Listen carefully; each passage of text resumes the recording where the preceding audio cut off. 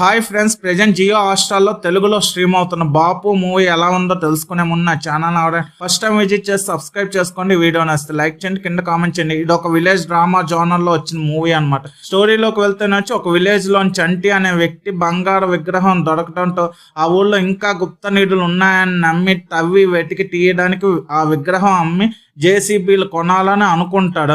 అనుకునే సమయంలోనే ఆ విగ్రహం అయితే పోతుంది. మరోవైపు ఏమొచ్చి కాటన్ పండించే మల్లయ్య అనే రైతు తన ఫ్యామిలీ అప్పుల బాధలతో ఇబ్బంది పడుతూ జీవితాన్ని కొనసాగిస్తూ ఉంటాడు. ఆ తర్వాత ఏం జరిగింది, చంటి విగ్రహం ఎలా మిస్ అయ్యింది, హీరో ఫాదర్ ఎందుకు చంపాలనుకున్నాడు, చివరికి ఏం జరిగింది అనేది మిగతా కథ.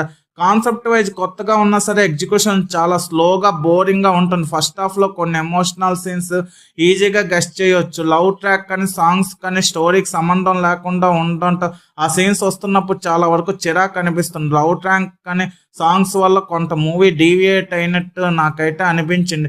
డైరెక్ట్ చెప్పాలనుకున్న పాయింట్ని మనకి ఎప్పుడూ రాదు. మనకు అర్హత లేని దానికోసం మనం ఎప్పుడూ ప్రయత్నించకూడదు అనే పాయింట్ని చెప్పాలనుకున్నారు ఈ మూవీలో. కానీ అలాగే ప్రజెంట్ చేసిన ఈ లవ్ స్టోరీ సాంగ్స్ వల్ల కొంతవరకు ఎమోషనల్గా డీవియేట్ అయ్యిందేమో అని నాకైతే ఈ మూవీ అనిపించింది.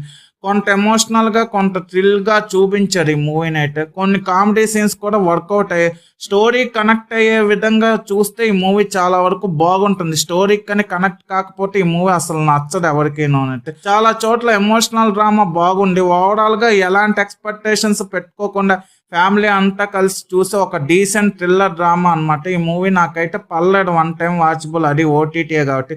బాపు మూవీకి నేను ఇస్తున్న రేటింగ్ 2.5/5. ఇలాంటి జెన్యూన్ రివ్యూస్ కోసం నా ఛానల్ సబ్స్క్రైబ్ చేసుకోండి. వీడియో నచ్చితే లైక్ చేయండి. Video friends and family members share చేయండి. Thanks for watching. జై హింద్.